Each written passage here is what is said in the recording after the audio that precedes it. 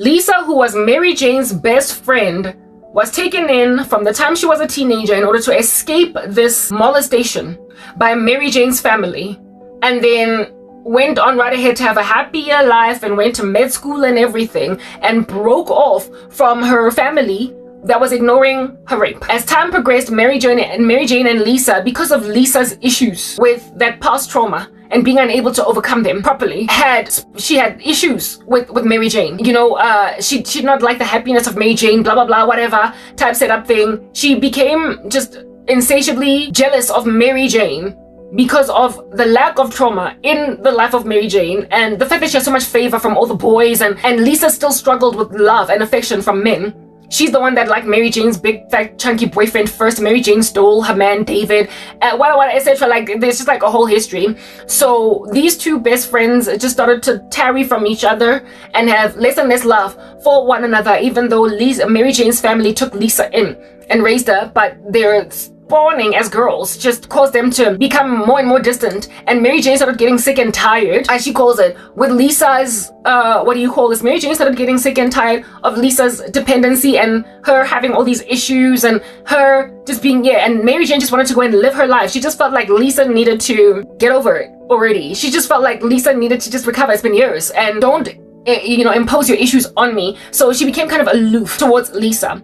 And then Lisa did the worst. She messed with David, again, Mary Jane's boyfriend, whatever, and so Mary Jane was like, you know what, I'm done with you, and cut Lisa off. But historically, there was an episode in season 1 where Mary Jane had to run to Lisa's apartment, break down a door, get in there, and make Lisa vomit pills that she had taken after nearly taking herself to the other side. She basically had an attempt of suicide, and then Mary Jane says to Lisa that next time, before things get to that point, call me. But then because of their fallout later on, Lisa, yet again in another spiral downwards, called Mary Jane, like on a loop. But Mary Jane this time was like, no, I'm done. Especially considering Lisa betrayed Mary Jane with David because she was severely competitive with Mary Jane type establishment thing, and then messed with her and David type setup thing. And Mary Jane was like, you know what, I'm sick and tired of you. So there came a time when Lisa, now this time around in season 3, was just calling Mary Jane because she was really going through it. Just calling. But Mary Jane had written her off because Lisa had betrayed Mary Jane. But Mary Jane this time around was a little bit insensitive towards the fact that Lisa was in a lot of pain. The history. Mary Jane was sick and tired of Lisa's history. She was sick and tired of dealing with her issues to a point of betrayal. And now, because of what it is that you've gone through, Lisa, you don't get to keep on pendulum me back to and from to you. You don't get to keep bringing me back in, even after betraying me. Like, you are messing with my life, and you messed with my man, and you want me to just be like, oh, because it's because you were raped as a child, and it's because you've got issues, you've got psychological problems. I could be there for you before you became just this hard, not betraying, backstabbing rando, but now you're just out here trying to make me your lifetime shrink, right next to being unfaithful to me as a friend, so I'm ditching you. That's what Mary Jane did, and it was a fateful mistake that Mary Jane made, because one day when Lisa was out just seeking out her therapist manufactured friend, she made a therapist out of Mary Jane. When then she was calling her therapist, when things were just going awry, and Mary Jane just flat out ignored her because you betrayed me. One night, Lisa, in her apartment, literally hooked up a most elaborate meal with different kinds of cheeses on it, and a glass of wine next to, like, a beautiful glass of wine, this bowl of fruits and cheeses, like just this beautiful meal that she prepared for herself on the same day that she was actively trying, like she was gonna commit suicide. That was a decision that Lisa made.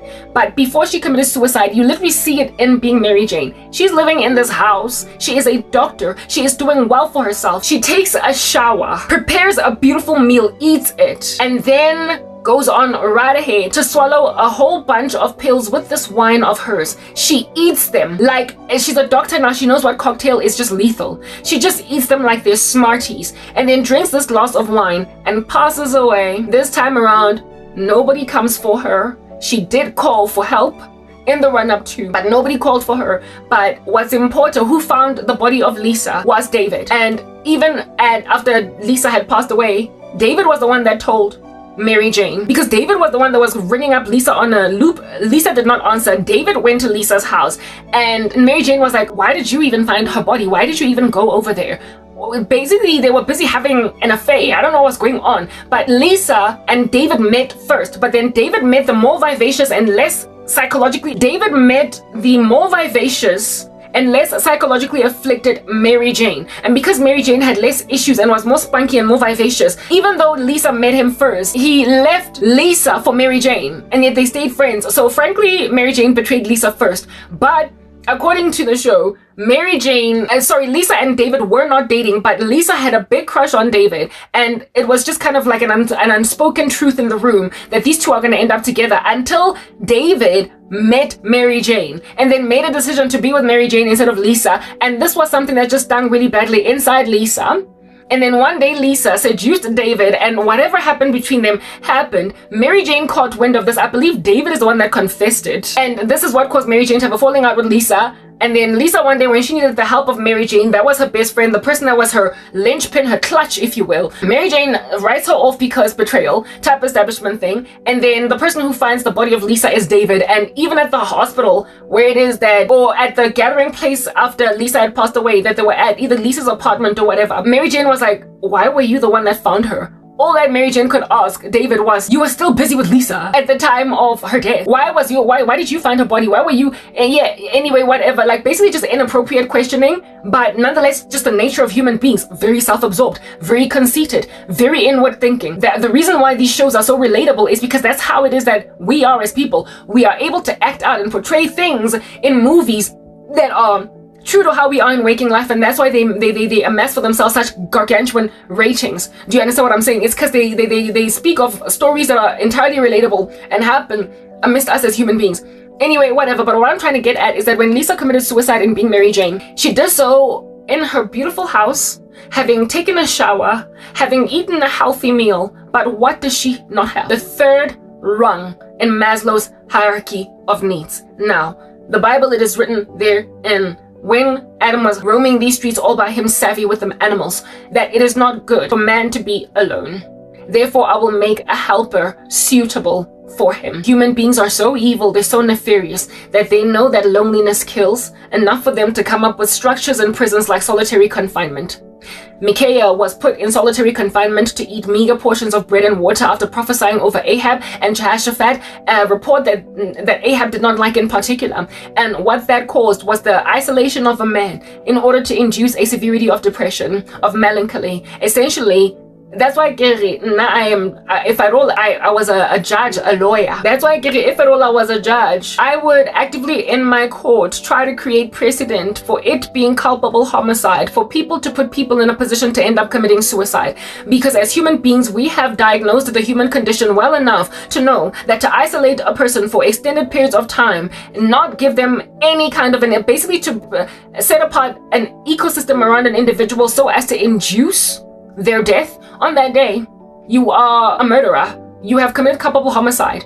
It would be murder in the first degree if at all, Kingy, we were not pedantic about the fact that you didn't actually drive a knife into their heart after premeditating it, because properly, if you deeply cogitate over how you can cause a person to commit suicide, on that day you have not committed culpable homicide, you've committed first-degree murder. But seeing as there is no smoking gun, there's no knife dripping blood, we can bring it to a lesser degree and say it's manslaughter. It's involuntary manslaughter, even though you did do it voluntarily. You thoroughly, it's first-degree murder, but it cannot qualify as first-degree murder because there is no smoking gun. So, however, if there are factors encircling an ecosystem that evidence that people were set up for suicide, these people ought go to prison for culpable homicide. And I said that if I was a judge, I would create enough precedent in my court of law for it to be part of common law in the country. But you know, I'm not a judge, so whatever.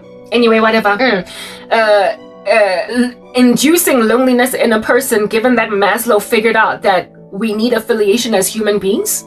Yeah, given that we as people figured out that psychology was important. Psychology was important after safety and security was a thing. In ancient societies, suicide was not such a lofty issue because people struggled to get bread. It was by the sweat of their brow in a way that is not quite the case today, right? That's why the people are trying to reverse the judgments of God. And as a result, they're very arrogant, they're pompous, and God is going to plague you all over again. They are reversing the judgments of the Tower of Babel because everybody can interpret everybody's tongues now. There's software that's out here translating your languages and whatnot. So it's like a reverse curse. And when then you are walking in the reverse curse of what God cursed you to be, and then as a result of that, you are an affront and you pompously bash your fist against him, he's going to just end you altogether. It's going to be the last days.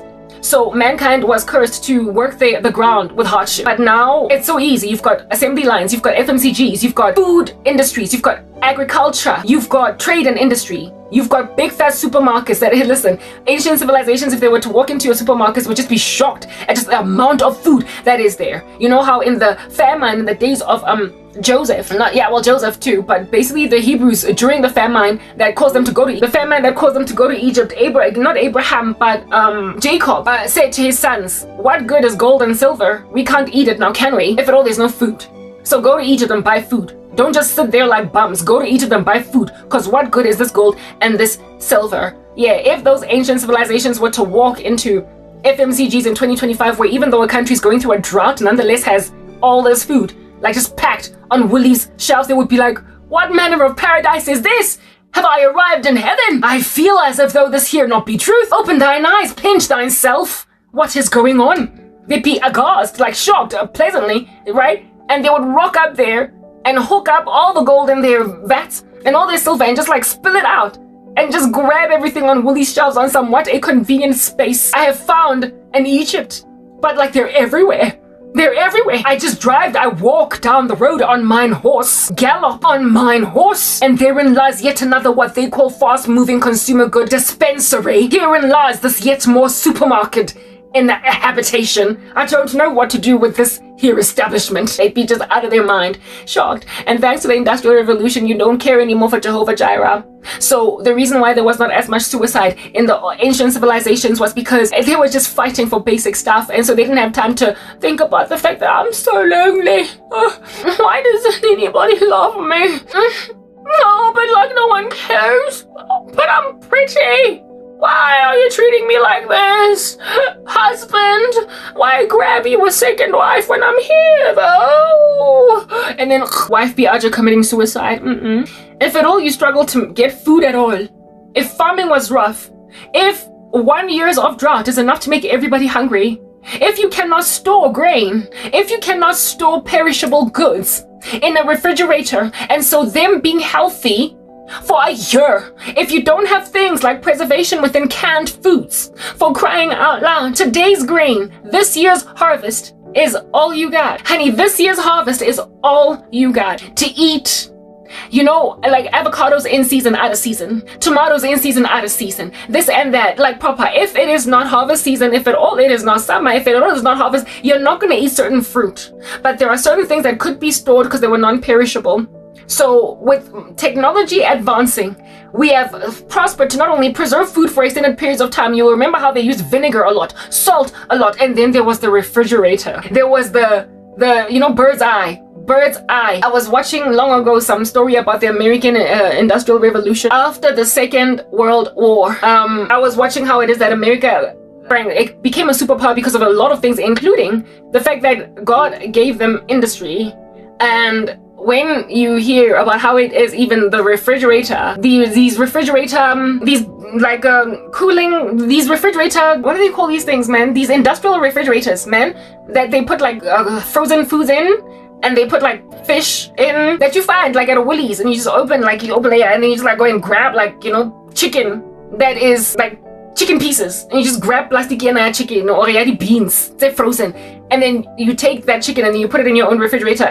People take for granted that never used to exist. Like, there never used to be refrigeration, and so therefore if you chop up a chicken today, make sure that you have eaten it within 2-3 days, because you can't put it in the fridge for it to, after a week and a half, it's still edible, and then you're good. They used to preserve their food with salt, they used to preserve their food with vinegar, they used to, and never mind that, they sometimes used to eat, when chicken starts to go off, or how it gets all fuzzy gray on the surface, and it starts to have a funny smell, and that's how you know, I'm gonna throw this out. Yeah, people used to eat that. They used to eat it, because it's not too bad. They smell it, it smells a little off, but you know what, it's not too bad. I'll take it. They would eat it, upega every day. I mean, it would be an onerous task for some housewives. My mom, she cooks once a week for the week and then we eat. Couldn't do that in the olden days. You gotta cook every day. So women are to be like all the day long getting sweaty, aging overnight from all that heat in the kitchen and in the oven type setup thing. Every single day you gotta cook something because the stuff goes off like immediately. At most you can linger it on the kitchen counter for maybe like 2 days, but after that it starts to get that fuzzy peach gray thing. Whereas now you can put food and listen, you can still eat a pizza after 2 weeks when it's been in the fridge, even though it's gonna be a little bit dry. Put it in the microwave, it has a softness again to it. It's not quite the same, but listen, it's not rotten and it don't stink. It's not rotten and it don't stink. So because of modern day technology and the advancements of what it is that we now are able to enjoy in 2025, nobody ought to be trusting Jehovah Jireh. And so when you don't trust Jehovah Jireh, it's easy for you to commit suicide. That's why these last days are so, they're just like teeming at the falls with suicide, because people have now realized that they need love. Whereas when you are too busy hunting and gathering, you ain't got no time to be focusing on the fact that my feelings are really sore. I don't know why you not be taking regard for this here in my heart. It's in pain. Yo, have mercy on my pain. If at all you've got hunger pains, you will not be too focused on emotional pains. If at all there is a drought, that's what you're going to be worried about.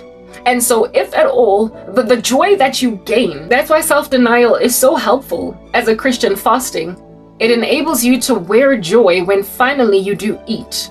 Because there is properly a theoretical fact, a theoretical reasonableness, a hypothesis that makes weighty sense to say that if you spend your life in a fast, you will be joyful because you will gain excitement on no other thing but eating finally. That's why the end of the day for me is such a wonderful place to get to, because I spend all my days in a fast. And at the end of the day, my one meal a day that I eat, I look forward to it. And when I'm eating, it's so delicious that I'm happy. But on the days when I break my fast, on the days when I do eat breakfast or lunch, I get really depressed from breakfast to dinner because I'm not looking forward with hunger pangs to my one meal a day. So my fast is maintained by the fact that I need to find any joy at all in the day. And I find joy in eating only one meal. I look forward to it. If I am given hope and anticipation and excitement about something, I will not have days that are only inebriated with spiritual war.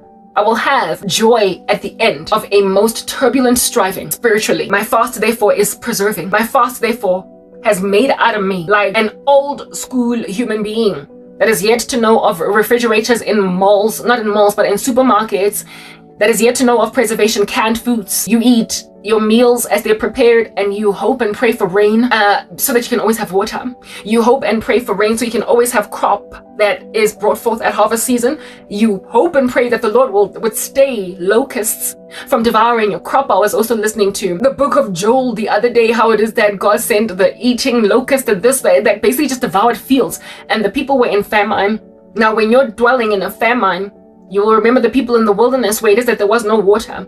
They were satiated and given joy again just by water gushing out of a rock. You will remember how Hagar felt like she could die and was not suicidal, however felt like she could die because there was no water and she was parched and drained by the sun.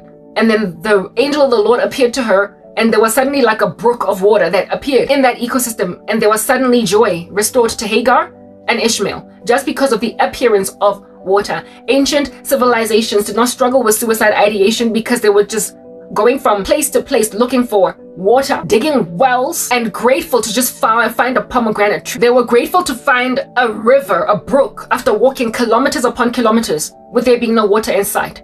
They were grateful to find, like I said, a vineyard, a pomegranate tree, an apple tree, a lychee tree, anything at all that had fruit on it. They ran to it, and what happens to them when they happen upon, if you've watched movies, that's survival. When people get to like berries in like a bush, is there no joy? Is there no joy that is just exuding off their faces when they grab these berries and they're like, oh, and they chew them and they start to celebrate and they're happy when they find water? Are they not like, and they jump up and down and they like sprinkle themselves with all that water? Yeah. Look at the amount of joy given people who went through a desert for a season and happened upon a brook of water. Look at the joy that comes into people who were famished and then happened upon a tree that's got fruit, mulberries in it. Their joy is recovered to them, and so therefore their sense of despair eradicated by just food and just water. And ancient civilizations strove, living from hand to mouth, looking for just water and looking for just food. And only once they were able to find a plush valley that had pomegranates, it had grapes, vines, it had food and everything, and water that was always just running and running and running, like the daughter of Caleb asked her dad to not only give her land, but also with her husband, right? That dude that was a judge in Israel. They asked for land, but also some water that would also be funneled to the land so they could water that land. Once they have found a plush land that has water that can water the land and the animals and grow fruit, they then focus on things like, let's build houses because we've got a plush land. And so now shelter becomes a thing. Shelter becomes their next thing. Otherwise, when you're living in tents in the wilderness, you're not going to be in like persistent on brick and mortar. When you are living hand to mouth with manna from heaven every day, celebrating quail landing in your camp to a point where some of you will die because God saw it fit to do that to you. Celebrating when water gushes out of a rock. Celebrating when the most simplest and most basic of things happen. On that, you're not going to be suicidal because why don't you love me? And what causes suicide? What causes the despair at that height other than criminality and the walls closing in on you? If at all you're innocent and your hands are clean of blood. If you're not in blood guilt in flight and so therefore as a fugitive see it fit to end your life the way that Judas ended himself because of blood guilt. If you're innocent but are still suicidal, what is causing that? If you are innocent and yet still suicidal, you are not dying because of your sins, you are dying because of something else that is extraneous to you. You are unlikely suicidal because you're hungry, because that is going to make you search and search the land until you find water and food. You are not suicidal because you're naked. That is going to make you beg on the street until you get a panty on your body. You are suicidal because of a lack of the third rung of Maslow's hierarchy of needs. Love. Mankind only realizes that they don't have love once they have food and water and shelter. Once they have food, water, and shelter, it dawns on them that they need love. And that can account for why it is that women in ancient civilizations appeared so content with arranged marriages. Why they appeared so okay with being with men they don't love and keep on bearing them children and insisting on just doing this thing on a loop. That's why in ancient civilizations, if at all, men went and killed women and children, not women and children, but went and killed men of a village and took all the women and children. That's the reason why these women could easily just acclimate themselves, basically just adjust to this new society with a new husband that killed her old husband and her brothers. It's because they were guaranteed with men just taking them food and shelter. Who needs love when this is all that I am living to get as a woman? Seeing as you could not own land, seeing as you could not in and of yourself as a woman be a farmer, an agricultural beast, you ought to be then content with a man that can provide food and water and a house for you. Therefore they just lived with rapey men that killed their husbands and took them as concubines. Sarah in Egypt, Rebecca was a threat of it under Abimelech, but also Sarah under Abimelech's rule and reign.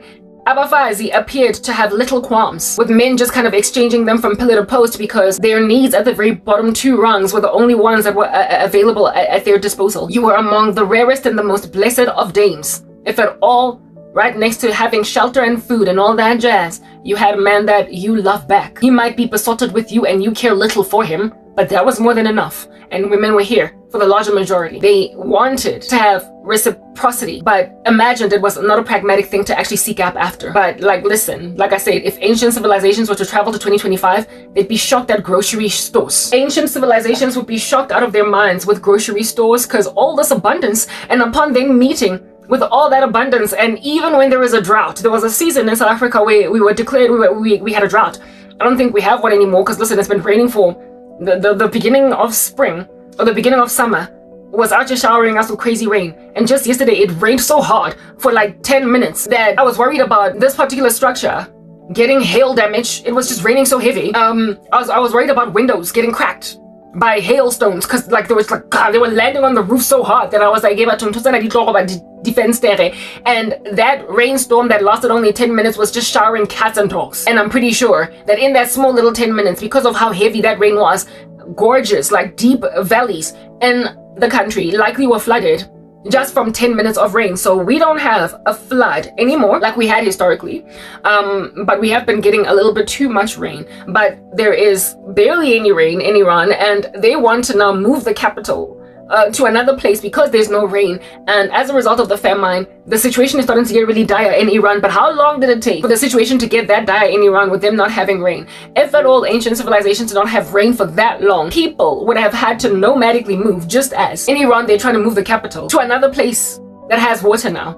They would have had to do just that, because 1 year's worth of rain was what it is that guaranteed harvesting crop at the end of that year. And if at all you get a drought even for 1 year, you're facing famine at a most monumental scale. But in 2025, a nation is not going to face a most horrid starvation if at all there is no rain for 24 months. If there's no rain for 48 months, you will struggle with your dams filling up, and so they will tell you, don't use as much hosepipe water, don't wash your vehicles with hosepipes, don't swim, don't fill up your swimming pools, but you will still open a tap and water will be coming out. So ancient societies would arrive at 2025 and be like, yo, listen, I'm not leaving, but you know what? They would also want to leave because you're evil in ways that just, and entitled, you're pampered. You're evil, yes, right? Mara, you're also so entitled. Like, your ways are bizarre. How you disrespect authority, how children disrespect parents. There's like no honor in this modern society. And so the lack of honor would cause these society men that have gone in a time pod and traveled forward. They would be grateful for all the fruit, all the peaches, all the pomegranates on the Woolies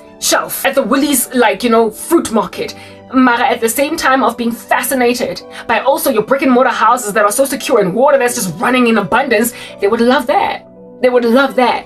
But they would hate you. They would absolutely despise you as people. They would find you, they would go around. They would go around clanking swords. They would easily commit murder.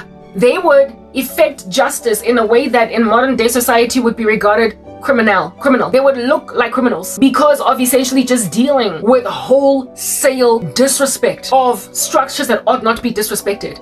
They would find you bizarre. That how do you live like this? How do you take this in your stride? The public displays of affection would make them want to stone you to death for this outdoorsy adultery. Teenagers out here making out in malls. Whoa, like proper. Going to the beach and swimming in your bikinis. People would like proper, if ancient civilizations as a concert, like maybe 200,000 men from an ancient time would have come to Johannesburg for one day, there would be so much murder, with them feeling like they are basically invoking divine justice against you. They would stone women at the beach. They would stone teenagers at malls. They would stone children in houses because of how they're dealing with parents. They would stone rioters and protesters outside presidential mansions. They would, what do you call this thing? Road rage. They would respond to road rage by essentially going to these motorists and just cutting them off each. Because what are you doing? What are you doing? They will celebrate your peaches and pomegranates at a food market and love the water running out of your taps, but hate your moral turpitude and your lack of honor, your lack of covenant keeping, your lack of. And God says that the last days are going to be like in the olden days, but with a pomp and an arrogance that quite didn't exist back then, hence the perilous times. Why? Because now you've got grocery stores full of food, cars full of petrol. You have got clothes on your body and houses that are bigger than you need. And you are now all emotional and are being coddled for being sad. And because of that, you are just unacceptably evil. You are unacceptably evil, and you are gay. You are kissing in the streets. You've got public displays of affection. You watch pornography. You watch people have sex. I mean, you will remember how Shem and Japheth, the sons of Moses, you will remember how Shem and Japheth, Moses's children. You will remember how Shem and Japheth, was it Shem and Japheth, or was it Shem? I believe it's Shem and Japheth. I believe it was Ham. One of the sons of not Moses, but Noah. One of the sons of Noah saw his dad naked, essentially, after a drunken stupor, and then went and told his brothers, our dad is naked, you should see him, he's like out like a light, drunk like a skunk. And instead of basically rejoicing in their dad's shame, they went and grabbed a coat, and they walked backwards so they don't see their father's shame, and they covered him with it. And the next day, when Noah woke up, he was like, I believe it was Ham, the one that Al-Jatisi's dad, I stand corrected. Ham was like, sorry, Moses, not Moses, but Noah, was like, it was Canaan. Canaan was the son of one of the sons of Noah's kids, and I believe it was the son of Ham in particular. And this son laughed at his grandfather, essentially, for being naked. And the two sons covered their dad's shame. And then he blessed them but said that you, Canaan, the child of, I guess, one of my sons, you are going to be cursed among your brothers and you will serve your brothers because you laughed at the shame of your dad. Modern day society got kids like Canaan who just all across society be laughing like that. But olden day society, when they were dealing with that level of disrespect of an elderly man, that we understand he was drunk and ought not have been that thing, but the dishonorable response to all that drunkenness caused his sons to walk backwards without looking at their dad's shame. That's how societies in olden days used to act. In the climate of the elderly, in the climate of, you get my point. And a disrespectful rando was passed a curse. He was rebuked harshly. But now in modern society, we got kids laughing at the elderly. We got kids beating up grown people. There was a story that I was listening to in the United States of America, where a mother and a son, upon rebuking some teenage boys that were causing a ruckus outside of their house, got beaten up by these boys. We be dealing with people out just slapping women in public for preaching a pro-life message, even though they were initially having a cordial conversation. That which is good is now called evil, and that which is evil is called good. Woe to the world encircling us, therefore. So ancient civilizations, if they were to come to 2025, would frankly be aghast at just the level of dishonor, even though we considered them kind of barbaric. They, within their camps, had a certain level of honor, and how it is that they went and took lands and basically fought for what they believed was theirs was by conquest. There was lots of bloodshed back then, but there was also lots of honor, something that just does not exist in 2025. So Lisa, in being Mary Jane then, in returning to that, committed suicide, having taken a shower in a beautiful house, having eaten a beautiful meal. That was not enough. Why did she kill herself? Because of the absence of the company and the companionship, therefore, of Mary Jane and everybody encircling her. She felt so left out on a limb, and to her it was just overwhelming to be dealing with this loss, to be dealing with this emptiness, and to be dealing with this loneliness, to not have somebody perpetually caring for the fact that she is bruised and broken. And so, seeing as she could not see any light at the end of the tunnel anymore, and having been shown Eve as Adam, once mankind is shown who they need, it is not good for man to be alone. Before Adam saw Eve, he did not know he needed her, but once he had her, he couldn't live without her. So mankind, mankind before having certain people in their lives, don't know they need them, but once they have them in their lives, they can't do without them. Therefore, when you lose them, you are what? Bereaved. Adam would not have mourned the absence of Eve, but I bet when Eve died, Adam mourned, right? You don't know what you have until it's gone. It's what I'm getting at. Once you have people in your life, you get bereaved when they're gone. And if at all, they don't go by death, but by shutting you out, absenteeism. On that day, you can't even console yourself with the fact that if they were alive, they would still hug you. You have nothing. You understand they're apathetic. You know they could not care less. And so that knowledge in and of itself is just murderous. It's homicidal. That apathy in and of itself is full of death. And Lisa was met with that bad blow in being Mary Jane, where it is that Mary Jane did not so much die as she did die to Lisa. Mary Jane did not so much perish as she did cease to care that Lisa is in pain. And that was enough to drive Lisa over the edge. So is Lisa namby-pamby? No. Even God himself said that it's not good for man to be alone. He therefore made Eve for Adam, a helpmeet, companionship. Human beings are not supposed to be alone. And before they meet people, they don't know they need them. But once they meet people, they can't do without them. And if people make a decision to withhold themselves from people, they're committing murder. You are your brother's keeper. You are isolating an individual. You are putting them in solitary confinement. You are committing murder. That's why I would have totally made this culpable homicide if I was a lawyer or whatever, but I'm not. So they're like, shoulda, woulda, coulda, who cares, right? When you induce this level of loneliness so as to push a person to the edge of suicide, you're a murderer, you idiot. And the chick at YouTube and all her butt madlisas are killers. They're trying to end my life. But thank God I am in Him. I'm not like Lisa. I'm in Christ. I am not like Lisa. Do you understand what I'm saying? Where it is that, Mamela, you will pass away. That's why you need God. You need Jesus Christ. You will die if you insist on the love of a human being. Men are supposed to be their brother's keeper, but they're sinners. Their hearts are deceitful above all things, and they're desperately wicked. Who can know them? If you don't reconcile yourself to the love of God, and again, constantly renew your mind. Be transformed by the renewing of your mind. If you don't examine, but self-heal. If you don't self-medicate with God, and so patch yourself back up together again after people have put you in a position to be isolated and lonely, you will die. The disciples of the Lord Jesus Christ were always punished with this method: isolation, loneliness, jail cell, solitary confinement, robbed of affiliation with fellow man, and so therefore caused a great deal of despair. Satan knows it works. Solitary confinement has what? Food. They will feed you 3 meals a day in a prison, but they will make sure that you're isolated from everybody in order to do what? Mentally torment you. And those who survive it are the bravest among us. They're kept from seeing friends. They're kept from seeing family members. That's why prison reformers fight so much against solitary confinement. It's cruel and unusual, and it has no magnanimity.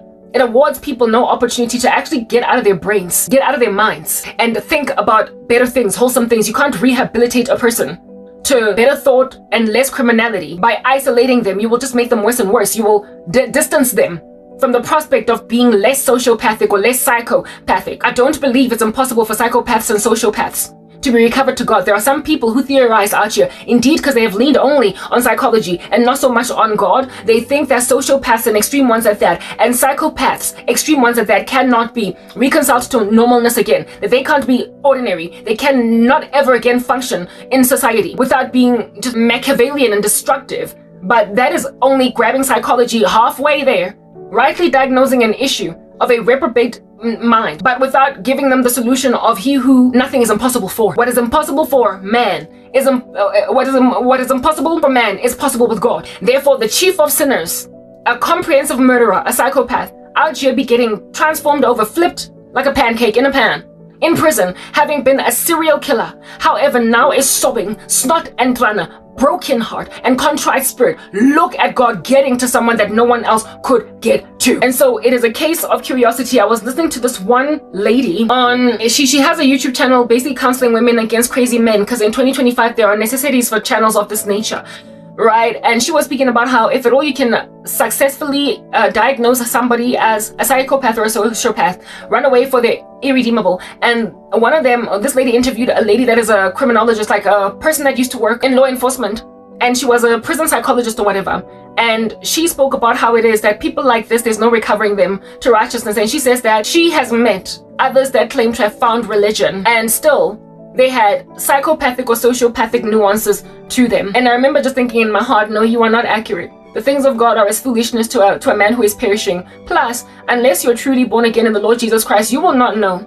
An individual that is a true convert versus one that is claiming to be converted for the sake of winning over the hearts of the parole board or whatever. Lots of prisoners and lots of criminals in prison will claim to have found Jesus or Allah or Buddha or whatever and appear to be really tranquil, just to basically cut their time in short, to have time served, to do community service, or even to reduce their sentence, go out on parole, whatever. You get my point. They will do whatever it takes to get out of that jailed ecosystem, including attend, and there's a guy in the US that I met that was like that. He, like some dude that I dated briefly, in juvenile detention already, as early as that, when he was just 15 years old.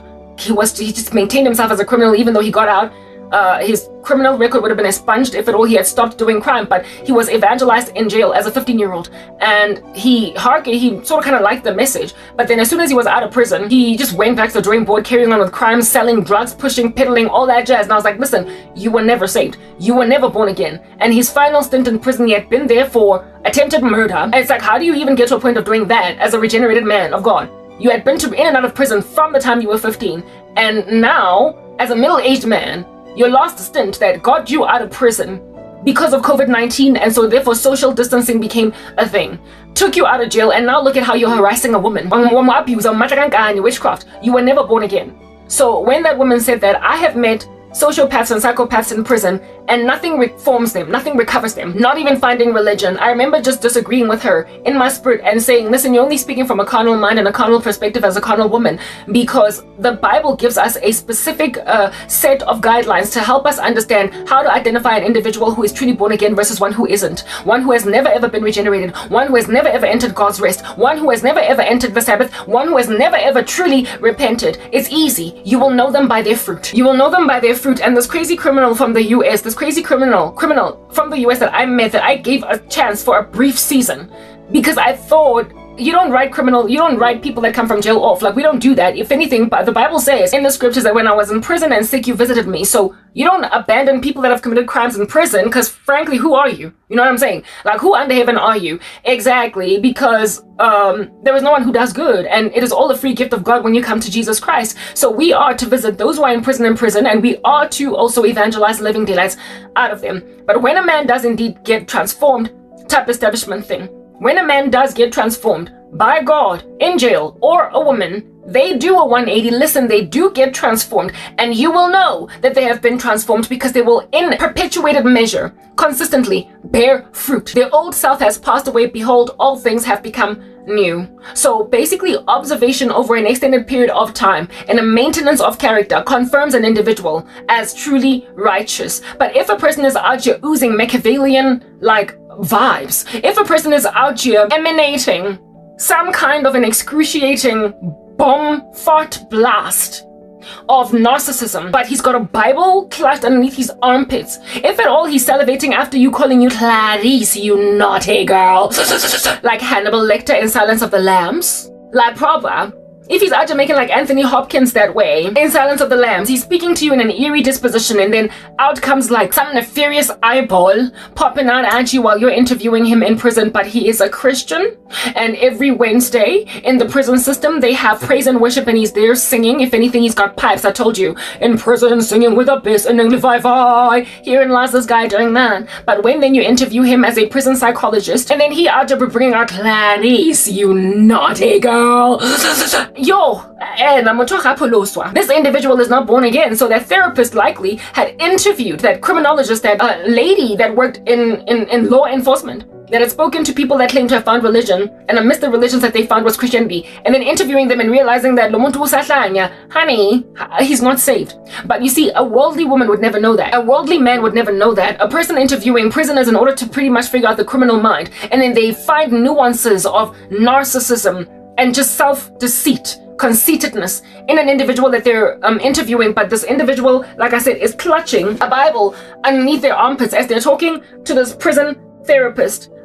They won't be able to know that they're not dealing with true conversion over there. So I do believe God can do a 180 in some pretty far gone people, what the world considers to be far gone, but it is the burden of proof is on the saint. The burden of proof is on the Christian to be out here gazing at an individual with carefulness to see if at all they're bearing fruit, to protect themselves. And that's something that I did not insist on doing when this dude from the US all up and crept in my life. Like just a nasty little worm. When he perniciously and stealthily wormed his way into my ecosystem, he was bearing so much bad fruit from the very get-go that I ought have written him off the cuff, but I didn't because I was in pain. That's what I'm getting at. Pain produces irrational decisions. I was in pain, and so I was ignoring all the red flags. He was out just speaking Clarice, you naughty girl, albeit with the Bible clutched underneath his armpits, and I was just like, I'm gonna ignore it, until the guy showed me so many flames that still to this day he's pursuing me. I am stalked most hotly and most heinously by a violent criminal that's never repentant, that from the age of 15 was given the gospel, liked it, but not enough to actually hearken to it, and today he's one of my biggest and baddest stalkers in the game. So you will know them by their fruit. Nonetheless, I digressed. What I was talking about over here is the fact that, loneliness, people in the world, if at all you don't, yes, that's what I was talking about before I digressed. If you don't give yourself to God and so truly, work out your own salvation with fear and trembling, you will allow sociopathy, psychopathy, and narcissism to kill you. You must demolish arguments and every lofty pretension that seeks to exalt itself above the knowledge of the Most High, and hold into captivity every thought to the obedience of Jesus Christ. It's important for you, as a Christian, to realize that people are trying to kill me, but my joy. Remember Mona Lisa, they have a name to you. You're sad, but you're also happy at the same time. Find your joy in no one but Jesus Christ until such time that he will restore to you. See, as he knows that it's not good for man to be alone. People, until God will restore to you those who care, until the Lord will restore to you sober minds that are not Machiavellian like the freak at YouTube, that are Machiavellian like Habut Madlissas, people that are entirely self-absorbed, consumed with themselves, however, clutching Bibles underneath their armpits, and are telling themselves, I'm a Christian. I will award you favor if you do this for me. I'll give you your YouTube channel if you agree to be my friend. If listen, you're still Machiavellian. You're still evil. You're still bearing no fruit. You are still ungodly, but you're uncomfortable.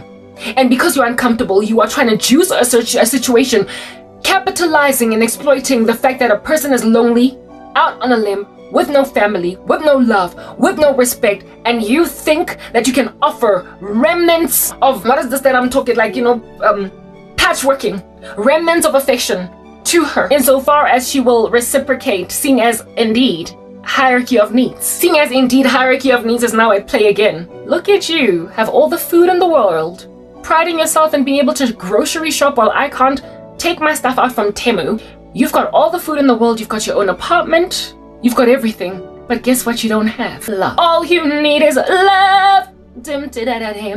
All you need is love. People will not know how lonely they are. People will not know how broken they are when they're famished. And I mean, Zinja, I am too hungry to be suicidal. I am too hungry to be seeking out random weird human relationships.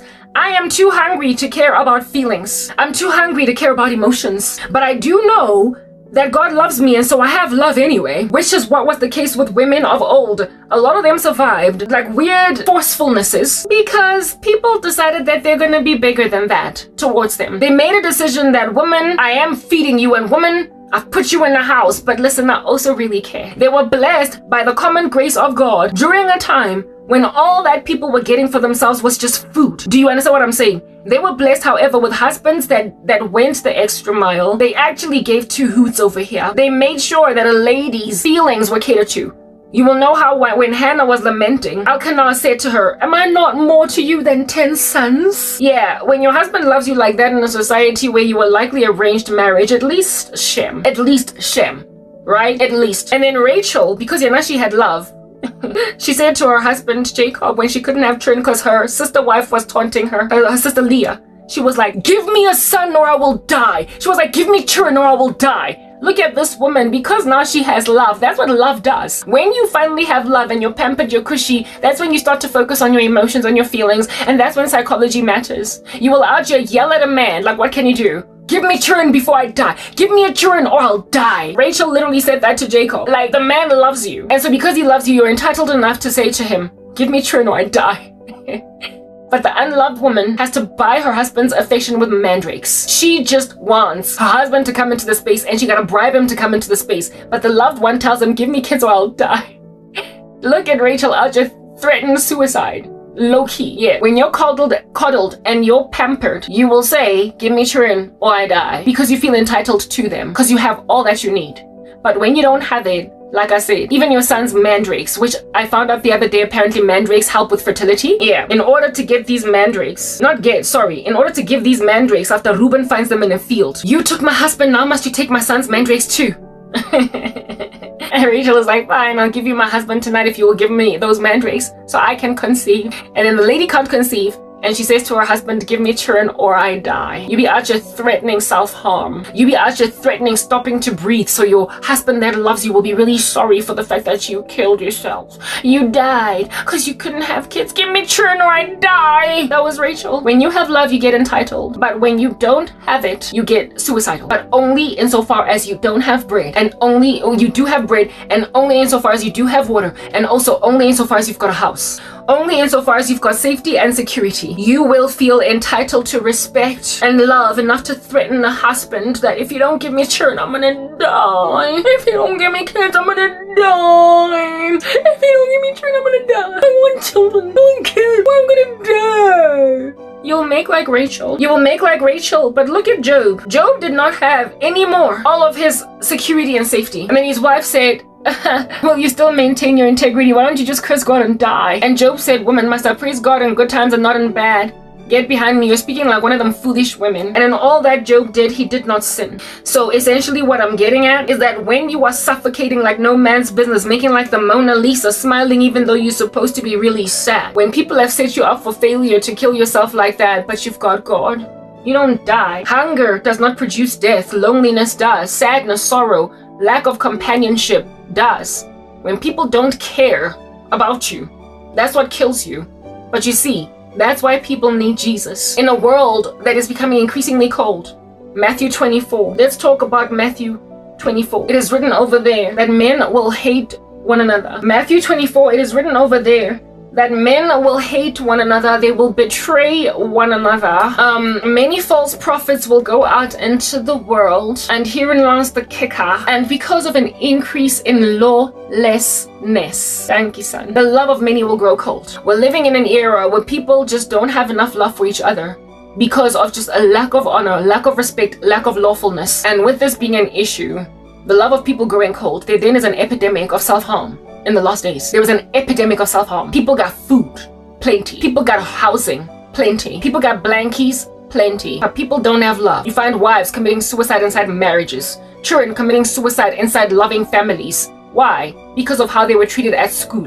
Human indiscretion in the climate of a severity of consumption produces suicide. When you are fat, when you are gluttonous yet unloved, you are at risk of suicide, because it is at the place of being gluttonously fat and incubated that you then will be entitled and determined for love. That is the third rung of Maslow's hierarchy of needs. It's called affiliation. Affiliation. In this third rung, affiliation is essentially you meshing with other people. Once you've gotten food and once you live in a house, you will want to affiliate with people. So essentially, you will want friends. Essentially, you will want love of family. You will want certain behavior from your mom and your dad and your siblings and your cousins and your grandmother. You will also want certain ways about friends. You will want acceptance, approval. You will want a boyfriend turned spouse. You will want love romantically from a partner or two. No, not or two, just one. Okay? You will want love from a partner. You will want marriage, right? You will want to start mingling because you are single and ready to mingle. You will want to mingle now because you have a home where you stay and they feed you and you're nice and chubby because every day umutuwari gota. Okay? And if you don't get it, you're gonna feel isolated. That's why there's so much suicide among teenagers in this modern society. Coming from healthy homes where parents love them, but the kids kill themselves anyway because you don't like me. That's why bullying is so dangerous in schools. But you see, kids out here need Jesus, which you are trying to take away.